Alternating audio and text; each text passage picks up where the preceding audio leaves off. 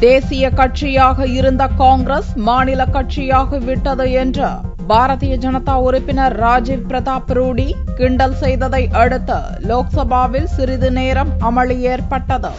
ஜனாதிபதி உரைக்கு நன்றி தெரிவிக்கும் தீர்மானத்தின் மீதான விவாதம் லோக்சபாவில் நடந்தது. தீர்மானத்தை முன்மொழிந்து பேசிய பாரதிய ஜனதா எம்பி ராஜீவ் பிரதாப் ரூடி, காங்கிரஸ் வெறும் 44 தொகுதிகளில் வெற்றி பெற்றதை கிண்டல் அடிக்கும் விதமாக தேசிய கட்சியான காங்கிரஸை மாநில கட்சியாக வரவேற்கும் நிலை வரும் என்று நினைத்து பார்க்கவில்லை என்றும், 65 ஆண்டு காலம் மோசமான ஆட்சியை அளித்ததற்காக காங்கிரசுக்கு மக்கள் தண்டனை அளித்திருக்கிறார்கள் என்றும் ரூடி கூறினார். எதிர்க்கட்சித் தலைவர் அந்தஸ்து யாருக்கும் கிடைக்காததால் சிபிஐ இயக்குநர் லோக்பால், தலைமை கண்காணிப்பு ஆணையர் ஆகியோரை நியமிக்கும் நடைமுறைகளில் காங்கிரஸால் பங்கெடுக்க முடியாது என்று கூறிய பிரதாப் ரூடி, ஆனால் எங்களது பிரதமர் தாராள மனசுக்காரர் என்பதால் முக்கிய முடிவுகளை எடுக்கும்போது காங்கிரசின் கருத்துக்களையும் கேட்பார் என்றார். ராஜீவ் பிரதாப் ரூடியின் பேச்சுக்கு காங்கிரஸ் எம்பிக்கள் கடும் எதிர்ப்பு தெரிவித்தனர்.